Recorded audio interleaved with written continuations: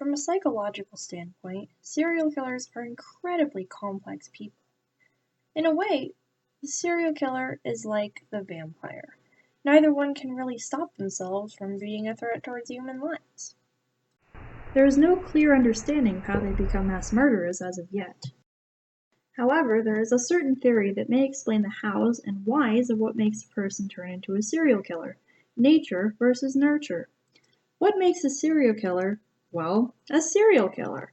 Is a serial killer born with all of the traits needed to make them into a murderer, or are those traits created and developed over their lives, particularly their childhood?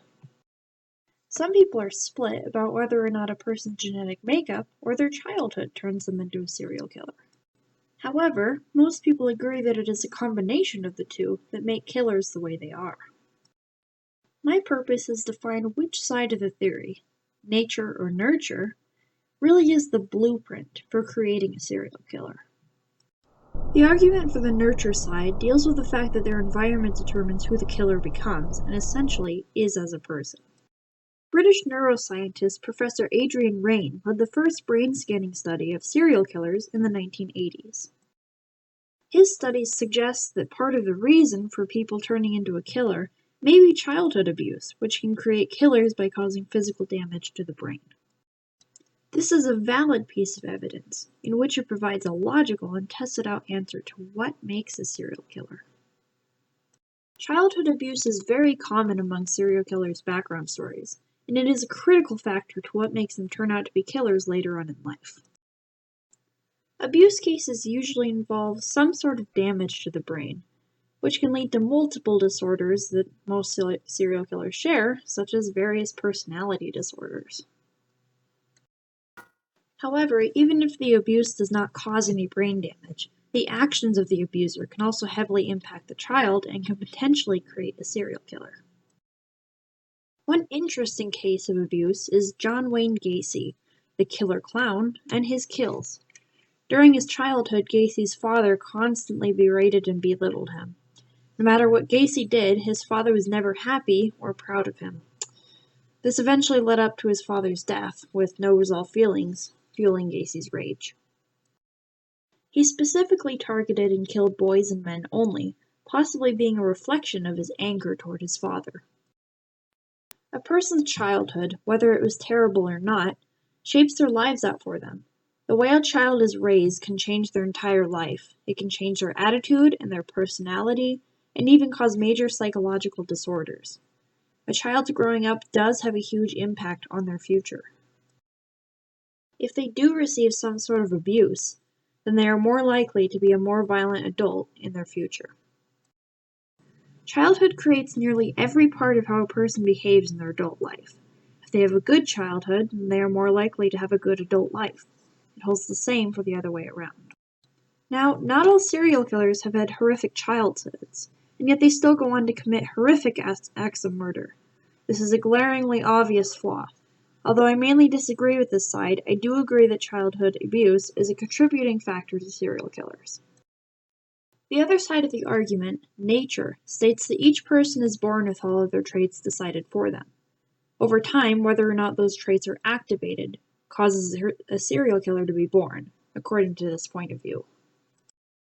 Our genes that we are born with help shape our bodies, but also our personalities and behaviors. Genetics does not just go skin deep, but affect the whole system, including the minds and the thoughts. Contrary to popular belief, our genetics control a lot more than what we look like. If someone has bad genetics, it affects their whole life, not just part of it. The genetics we have make up the blueprints for what we look like and how we behave. There are certain genes that are a deciding factor if a person becomes a serial killer or not. There are two genetic variants that have been shown to be a factor in making a serial killer: CDH13 and MAOA, also known as the warrior genes. According to a study done of 1,004 prisoners by Jerry Tahonan and his colleagues, they found that people with both genetic variants have a 13-fold increase of committing a violent crime versus those who do not have the mutations. Genes cause the individual to become more prone to violent behavior than people who do not have it. Now, there are people who do have the warrior genes and do not develop any strange or violent behavior, and who grew up to live normal, healthy lives. This is due to those genes not being triggered by events or other mixtures of genes. Another genetic factor involves serial killers when they are babies. An average child develops normally and learns a sense of attachment and love towards their parents.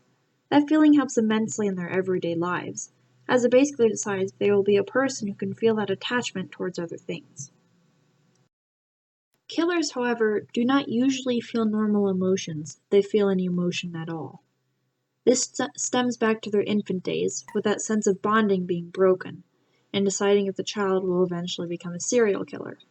This is leaning towards both sides of the argument, but mostly genetic, as the genes that the babies have prevent them from developing the sense of attachment towards others. If the illnesses were caught early on, then there would be more time to treat the killers and, hopefully, cure them before anything bad can happen. Nature versus nurture theory, if proven for one side or the other, could be used to get a better understanding of what causes a person to become a serial killer. Is it the genetics, or is it the childhood? Although the childhood of a person is a vital aspect of who they become, genetics have to be there in order for an event to trigger the genetics and cause them to become dominant traits. While it is true that abuse is a contributing factor, it does not compare to the genetic side.